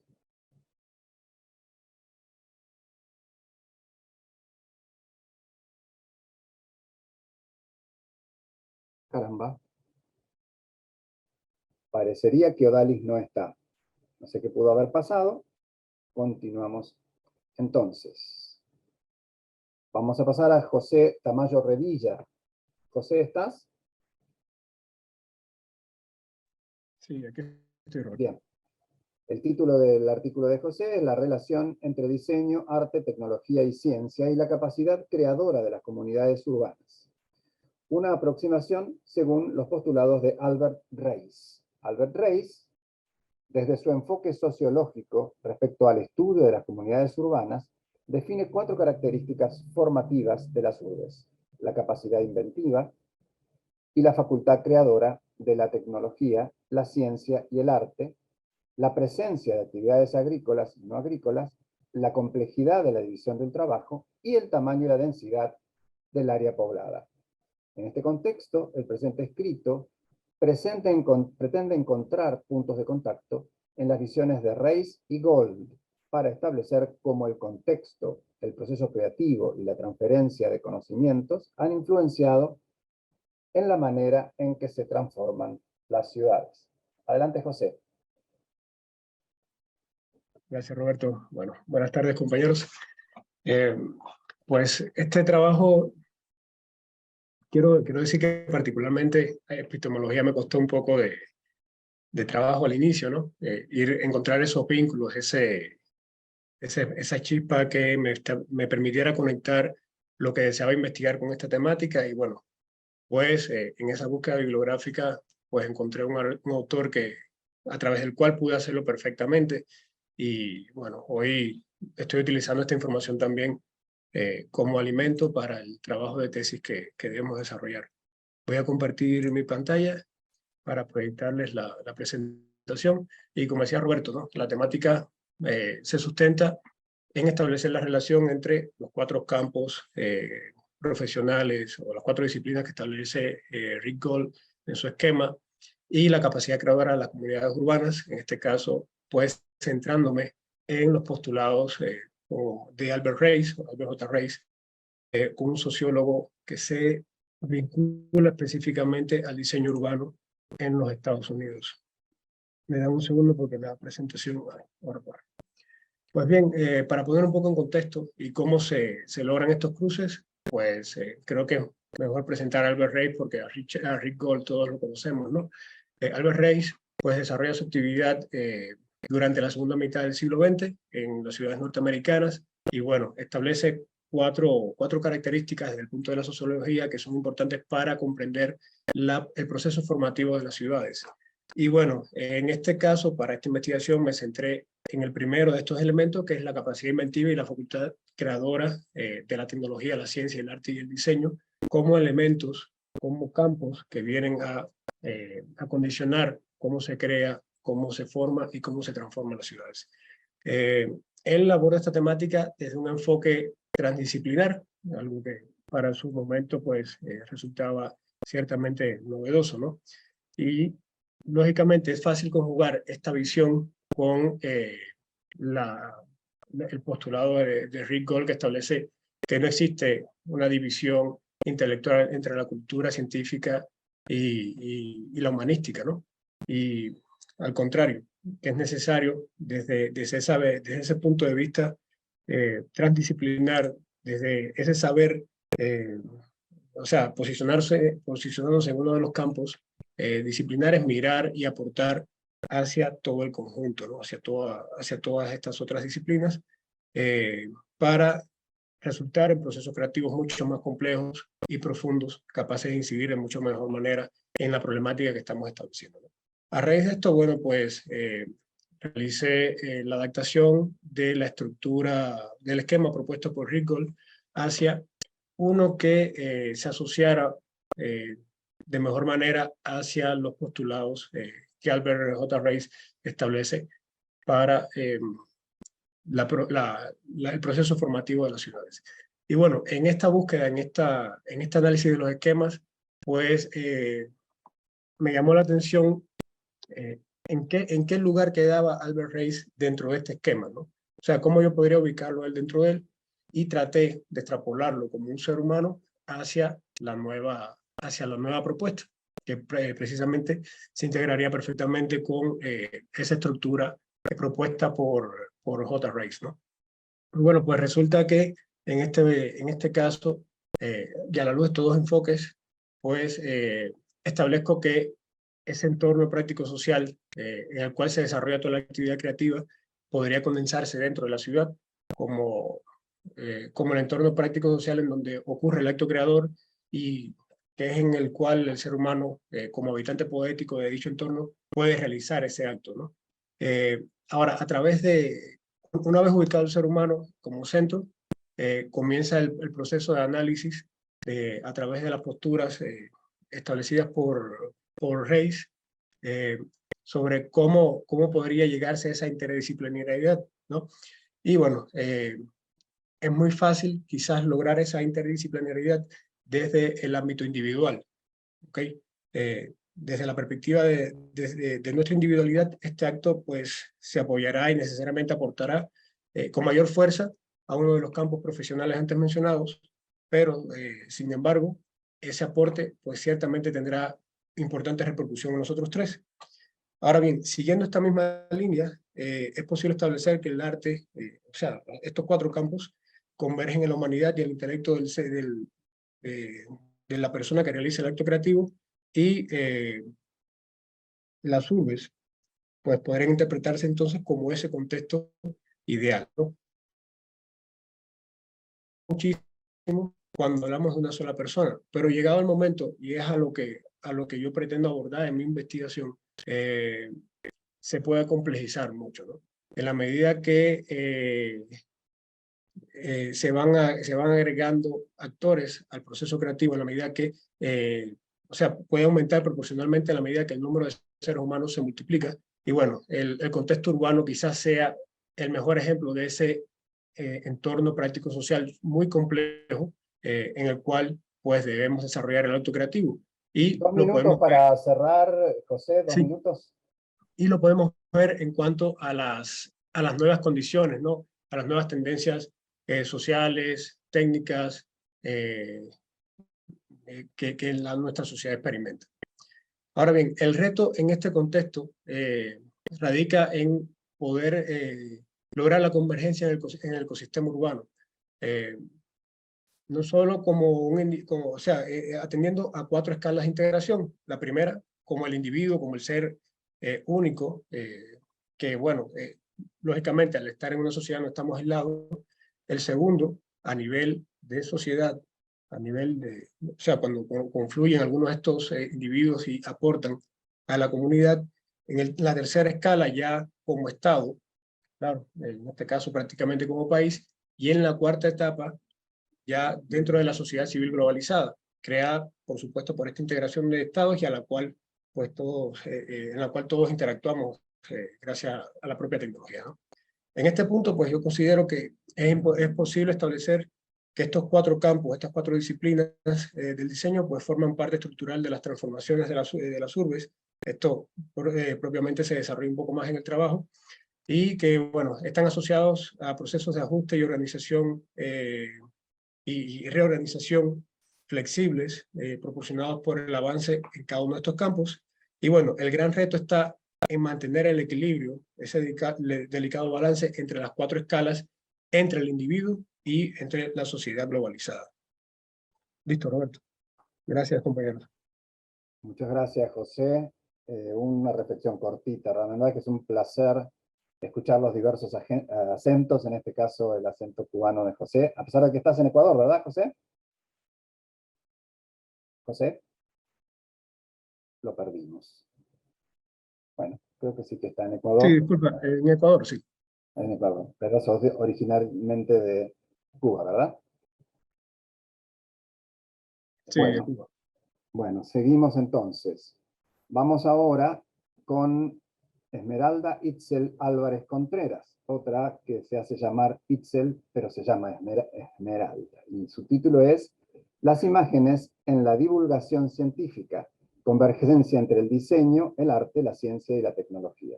Este ensayo analiza desde la intervención de la imagen como instrumento de apoyo gráfico para la divulgación científica, que busca estudiar el diagrama de los sombreros de Rich Gold e identificar una interacción de responsabilidad entre los cuadrantes componentes, en donde el diseño sustenta valores ideales que la tecnología materializa con características prefiguradas, propuestas e instaladas y que son intervenidas por procedimientos interactivos científicos que transitan de una aplicación teórica general hacia una aplicación tecnológica, pragmática, particular, para llegar al resultado esperado. Adelante, Itzel. Hola, gracias. Pues antes que nada, agradecer a la doctora Roxana y a Roberto esta intervención también. Y bueno, pues, ¿se ve mi presentación? Sí. Sí, ok. Bueno, este trabajo propone una interrelación de correspondencia entre las diferentes disciplinas contenidas en el esquema de Gold. Y bueno, esto atiende a propósitos que apuntan a especialidades de conocimiento para sustentar, promover y mejorar las condiciones de las ideas por medio de los elementos diseñados para su funcionalidad y servicio. La propuesta que hago yo en el esquema es que, bueno, el arte requiere de los procesos y avances tecnológicos en el campo de la ciencia para mejorar las condiciones de sus producciones, que se resuelven con la intervención del diseño, por lo que se genera una participación correspondida desde una aplicación técnico-pragmática en donde se resuelven valores estéticos, funcionales, sustentables, de practicidad y de transformación. El movimiento de correspondencia que propongo en estos cuadrantes muestra lo difuso de las fronteras entre las disciplinas. Y bueno, en esta difusión, en donde se genera especulación, se supone que allí es en donde se radican los conectores de correspondencia entre los cuadrantes, pues se detectan dimensiones que no pueden separarse entre el arte y diseño ni entre la ciencia y la tecnología. Y esta acción nos permite reconocernos en un mundo globalizado, regido por la inmediatez y ríos de información.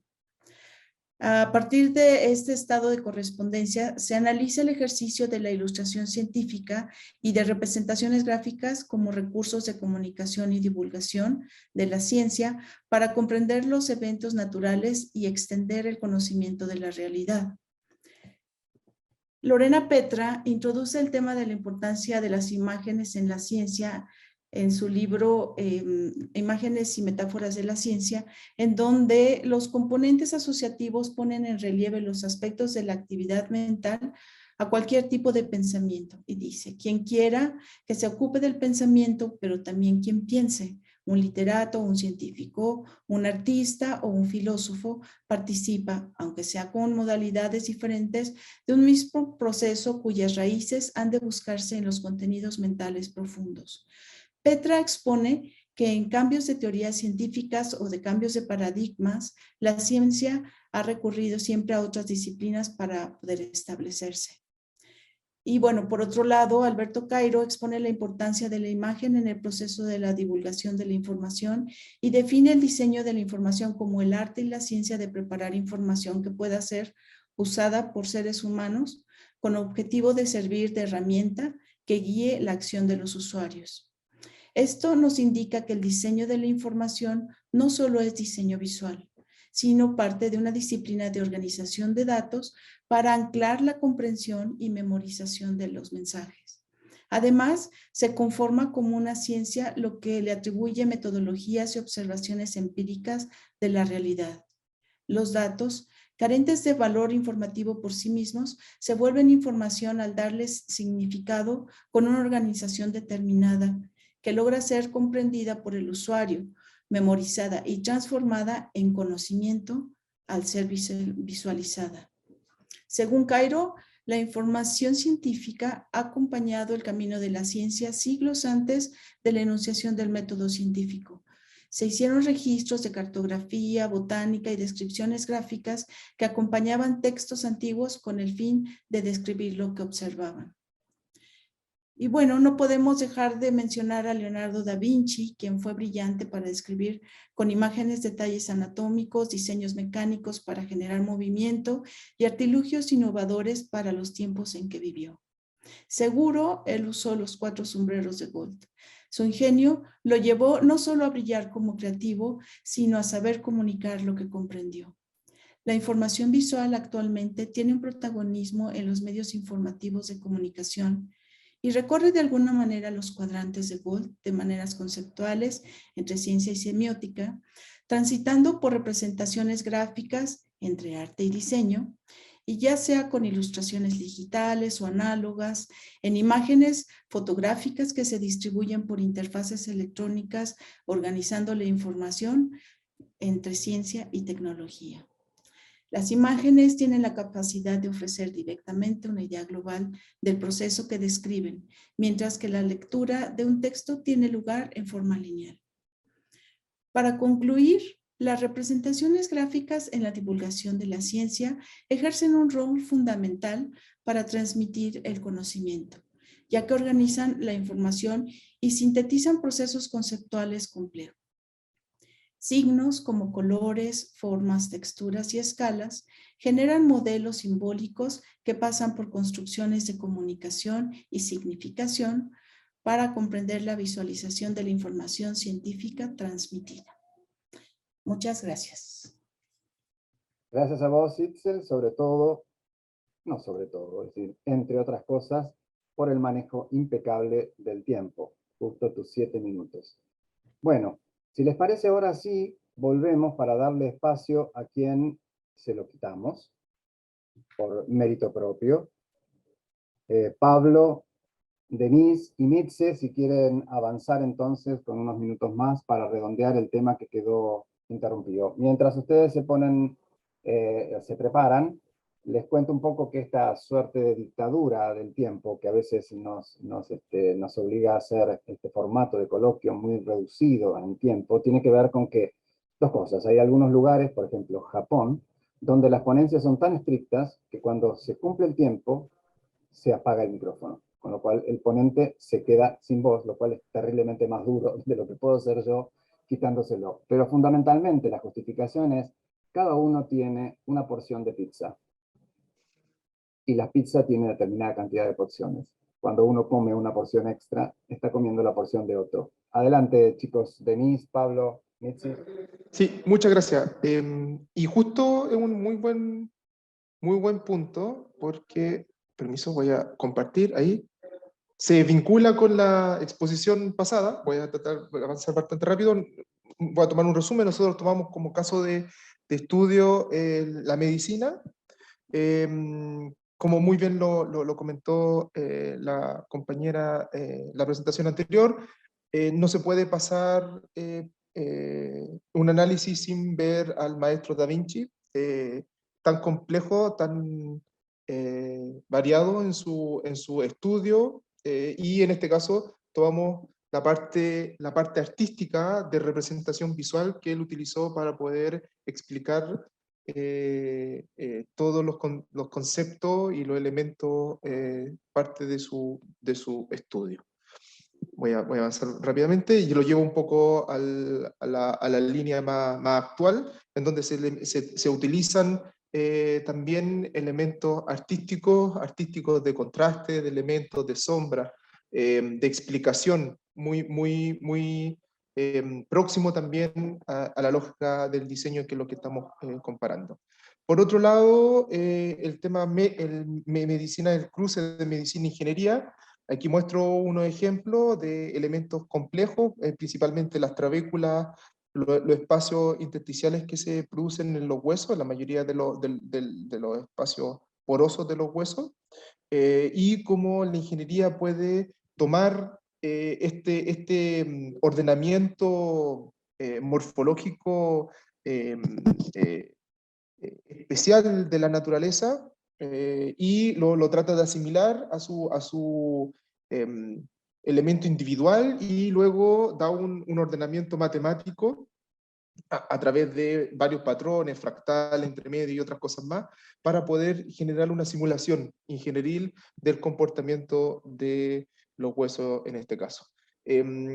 Avanzo un poco más, cruzo un poco también, me acerco un poco al tema científico, pero me quedo más bien en el área de ingeniería, ya, que tiene que ver con robótica y el uso de medicina a distancia, ya, que también es un cruce disciplinar interesante, medicina-ingeniería. Luego lo llevo al área del diseño. ahí pusimos un rápido barrido, que es lo que Denise principalmente trabaja, que tiene que ver con la primera infancia, la medicina, y claramente objetos que ayudan a eso. Aquí hay elementos visuales, elementos sensoriales, elementos tecnológicos, y claramente el diseño es el foco principal de esto. Dejo a Michi para que haga el fin de la presentación. Gracias. Ya, gracias Pablo. Bueno, como digamos reflexión final, hablamos de esta dependencia entre el observador y lo que se observa, y particularmente el fenómeno que ocurre, la dificultad que ocurre desde estos límites interpretativos que tiene el trabajo interdisciplinar. Y que básicamente es superado por la dualidad que tiene el diseño en torno a poder interpretar y codificar, y digamos que esto lo da la epistemia, la estructura epistémica que tiene, digamos, la disciplina, que lo permite, digamos, pasar, digamos, desde la función hasta el significado, lo que la hace, digamos, una disciplina que es de interfase. Desde nuestro caso de estudio particularmente que hicieron mis compañeros, podría pensarse que la medicina es netamente una disciplina, digamos, científica, pero sin embargo tiene un espacio para la observación fenomenológica. Esto deriva, digamos, de la interacción del médico con el paciente y esta vivencia que ocurre, digamos, ahí, y que, digamos, permite el diagnóstico, ¿ya? Y también este diagnóstico que, digamos, se da gracias a las narrativas y la interpretación de los signos que tienen, digamos, los síntomas de la enfermedad en el paciente. Las disciplinas, incluyendo, digamos, las que son netamente cuantitativas, que se dominan, digamos, casi cuantitativamente, también participan en la construcción social, desde sus perspectivas también subjetivas, que muchas veces están contrapuestas, ¿ya? Entonces, digamos, planteamos que el esquema de Richard Gold tiene una cierta deuda en torno a que el diseño lo deja en una dimensión más bien comunicacional, generadora de contenido, y deja de lado un poco lo objetual, ¿no? Y siendo esencial, digamos, la concreción de las ideas, ya la materialización de las ideas para, digamos, la conceptualización. Y bueno, básicamente, de otro modo, planteando, digamos, esto que proponemos, tiene que ver con que la percepción genera emoción, ¿no es cierto? Y a su vez da sentido. Y creemos que esta es una de las particularidades que tiene el diseño, ¿ya? Que lo permite, digamos, este esquema de los 4 cuadrantes, confluirlo a la dimensión de la estética y la ética del producto. Y también aparece esta dimensión proyectual, que hace que, digamos, el diseño aparezca al centro del esquema y que las particularidades de cada proyecto que se ejecuta permita que éste se acerque o se aleje a uno u otro cuadrante. Vamos cerrando, Denise, por favor. Sí, sí. Básicamente planteamos que desde la función y la utilidad, desde un contexto determinado, este esquema le falta, digamos, un centro vinculante que es básicamente el proyecto de diseño. Gracias, Roberto. Gracias a vos y perdón, Mitzi, por haberte confundido, no te veo, como están detrás, escondidos detrás, y la voz se parece bastante. Bueno, ahora tenemos lista de espera, entonces le doy un espacio, poco tiempo, pero el espacio al fin, a Alejandro Murga para hacer una brevísima presentación de la perspectiva de su artículo. Alejandro. ¿Qué tal, Roberto? Me gustaría ceder la oportunidad a alguien que siga en la fila, si no hay problema. ¿Cómo no? No hay problema. Por supuesto, tenemos aquí entonces a Viviana Torres Mestey. Viviana, ¿estás?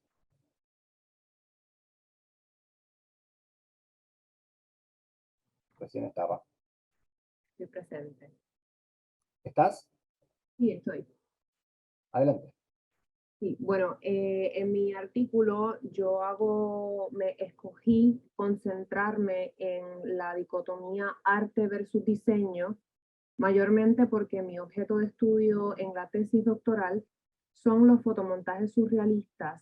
Y los fotomontajes surrealistas tienen una particularidad que es una línea muy fina entre arte y diseño, y en esta investigación, en esta reflexión que hago para el cuaderno de epistemología, es un poco la perspectiva de que no se circunscribe necesariamente a si algo es un diseño o algo es arte, sino es un enfoque circunstancial.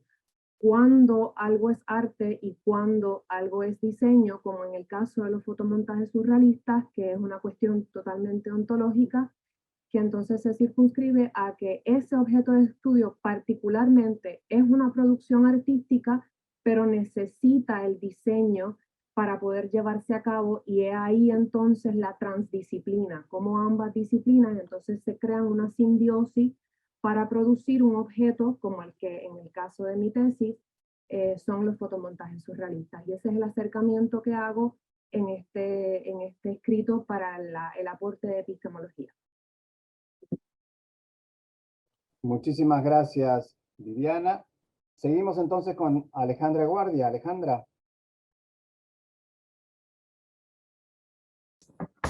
Buenas tardes, Roberto, ¿cómo están? Bien, muy bien, adelante. Si desean puede participar otro, porque la verdad como yo no estaba preparada, no traje nada.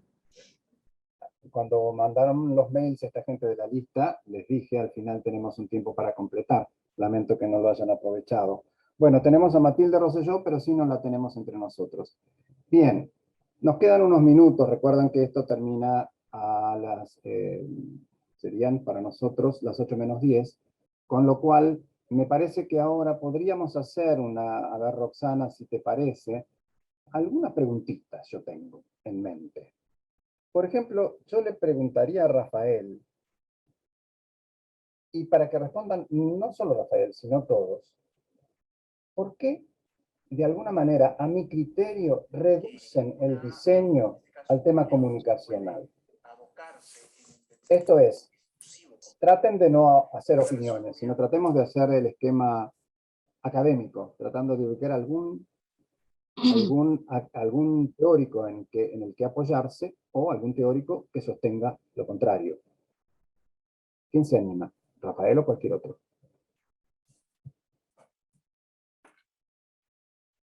No te escuché el primer término que utilizaste. ¿Por qué reducimos el diseño al ámbito? De la comunicación. En realidad utilizaste vos.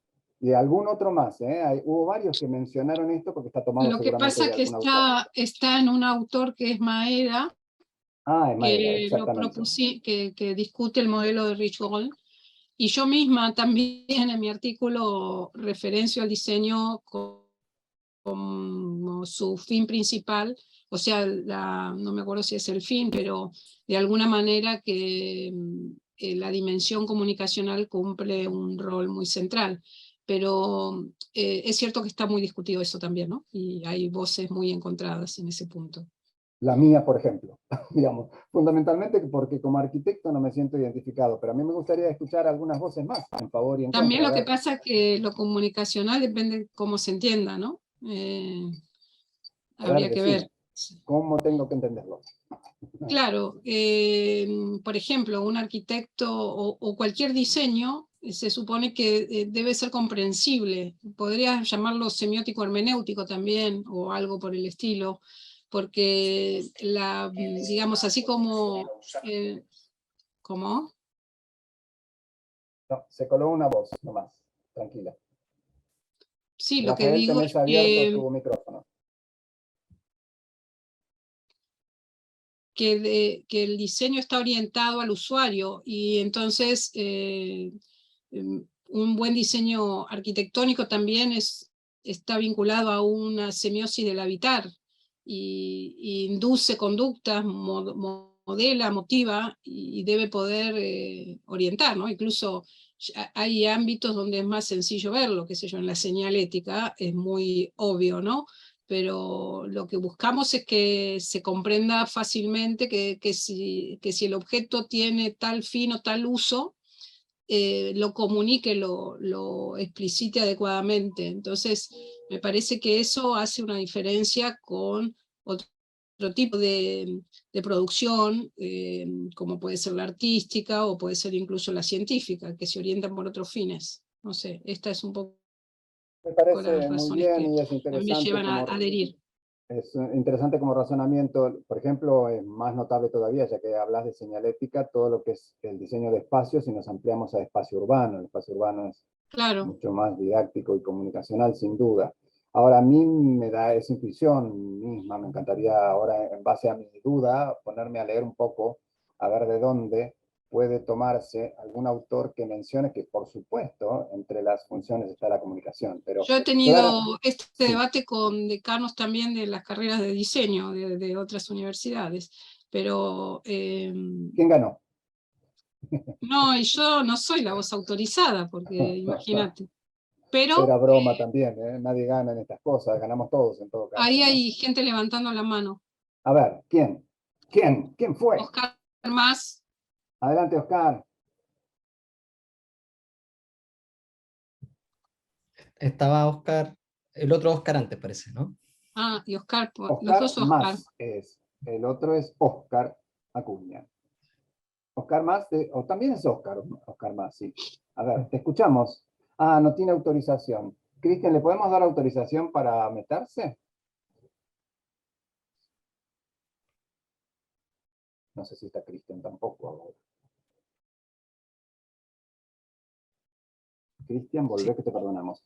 Mientras, si quiere aprovechar Sí, Oscar si puedo. Acuña, eso, Sí, por eso favor. te iba a decir, comentar brevemente que es interesante lo que tú dices, Roberto, respecto a la comunicación, porque quizás reduce un poco, ¿cierto?, la función del diseño, pero también en esto de Maeda, podría decir otra de las disciplinas que también la reduce, porque habla de la ingeniería como invención. Entonces dice, la ingeniería inventa, en el fondo la ciencia explora, el arte expresa y el diseño comunica. Entonces, también desde los otros campos, también los reduce de algún modo, Está bueno. pero en el fondo probablemente busca, y aquí un poco lo que yo decía en el artículo, fragmentar de algún modo, ¿cierto? O categorizar eso, ¿cierto? Pero claro, de hecho, él habla de comunicar más que de comunicación, ¿no? No que el diseño sea comunicación, sino que el diseño debe comunicar. Claro, no hay que traducir eso en una ontología, no es que es esa cosa. Y a mí me gustó la idea de Roxana, de en lugar de, y me pareció muy válido y lo descubrí mucho más cuando Oscar Acuña nos hace esa cuestión, que el recorte nos ayude a ampliar el concepto, ¿no? O sea, ampliar el concepto de comunicar, o sea, ampliar el concepto de inventar. Es decir, y entonces de alguna manera vamos a ser mucho más... A mí, lo de Maeda, hay algunos casos que me identifico y creo que me resultan admisibles y los trabajé así, y otros no específicamente, pero bueno. Claro, por ejemplo, inventar ingeniería, no. Porque me parece que la invención, depende cómo se la entienda también, pero no es lo específico. El tema es encontrar su rasgo esencial, distintivo. Las intersecciones están en todos. El tema es ver si la reflexión se orienta por identificar el rasgo determinante y esencial al campo, más allá de que todos ellos puedan tener cruce de fronteras, ¿no? Interrelaciones, vinculaciones en la práctica de aplicación de unos y otros. Un ingeniero, una ingeniería puede necesitar el diseño, puede estar basado en saberes científicos, o sea, esos cruces vamos a encontrar en todos los cuadrantes, pero la cuestión es ver qué fines los orientan prioritariamente a esas prácticas, para los cuales, en función de esos fines, las otras prácticas se transforman en medios al servicio de esos fines. Y eso es lo decisivo a mi juicio. Bueno, eso es mi juicio. De este modo llegamos al final. Me parecen excelentes tus palabras como síntesis del trabajo. Yo estoy muy contento con lo que hemos hecho en la comisión. Quiero agradecer nuevamente a Cristian y su ayuda tecnológica. A ver si, Oscar, ¿estás con voz y voto? Acá estoy. Bueno, participás y no te castramos de entrada. Adelante. Sí, no, bueno, yo solo quería aportar a un autor que se llama Richard Buchanan, 1990, que habla sobre el diseño del siglo XX, que él lo divide en 4 áreas, ¿no? El diseño de comunicaciones simbólicas y visuales, que de repente Maeda estaba hablando en ese lugar, o que los objetos comunican simbólicamente cosas, los productos, etc. La otra categoría es el diseño de objetos materiales. La otra es el diseño de actividades, servicios y conexiones. Y el otro, en la cual creo nos encontramos hoy en día, y por eso que estamos hablando de estos cruces entre diseño, ciencia, tecnología, ingeniería, arte, es el diseño de sistemas complejos, ¿no? Entonces, yo creo que el buen diseñador hoy es capaz de diseñar una solución tangible, intangible o mixta, física o virtual, aplicada a un espacio, a una comunicación, a un servicio, a un objeto, a un producto, a una marca o a una experiencia, ya sea como una pequeña parte de ese sistema o como todo el sistema a su vez, ¿no? Entonces, eso es lo que quería aportar. Muchas gracias, Oscar. A ver, yo estoy ahora armando para cerrar. Estaba agradeciéndole a Cristian, agradeciendo también a Lila Gutiérrez, que es la responsable de todo el coloquio. Agradecerle particularmente, por supuesto, a la doctora Roxana Inou, su presencia, que hoy estaba medio como queriendo tomar fuerzas, y la verdad que los alumnos y los temas a veces nos dan fuerza, ¿no es cierto, Roxana? Sí, totalmente. Llegamos hasta el final como sin notarlo. Bueno, quiero contarle a todos los que están, y allá con un gesto solamente están recibiendo ahí en el chat mi mail, para todos aquellos que hayan visto que les interesa participar en este cuaderno y trabajar con algún artículo que tenga que ver con esto. Por supuesto, pueden pedir el artículo de origen, el de Rich Gold, por supuesto, con estas imágenes. También tienen, como les decía, el cuaderno 139 como para basarse, y estos textos que van a ir apareciendo y se van a ir construyendo para pasar por todos los controles que les corresponden. Así que, bueno, felices, Roxana, ¿verdad? ¿Unas palabras de cierre tuyas? Sí, no, también agradecerte a vos, Roberto, que sos la condición de posibilidad de todo esto y de todas las actividades que hacemos, así que por tu apoyo permanente, quiero hacerte también un agradecimiento muy especial. Y a todos y todas los cursantes que por el entusiasmo, además de la calidad de los trabajos, el entusiasmo y la motivación que comparten para llevar adelante todo lo que están haciendo, y que parece que vamos a tener otro cuaderno muy, muy interesante, productivo, con impacto como ha sido el anterior, ¿no? Que tuvo un gran impacto en cuanto a difusión y circulación de las publicaciones. Hay que pensar que hoy tuvimos 10 de los más de 25 artículos que ya están encaminándose para la producción. Por supuesto que después alguno se reduce o se cae, o tenemos algún tipo de juicio que no nos parece que vaya a tener un nivel de homogeneidad con el resto, pero bueno, tenemos un número ya a esta altura muy alto. Bueno, nos despedimos entonces. Adiós a todos. Bueno, gracias a todos, gracias Itzel también, a todos los que están saludando por ahí. Muchas gracias. Un gusto, bueno, un gusto haber compartido con ustedes la cursada también. Nos vemos pronto. Gracias.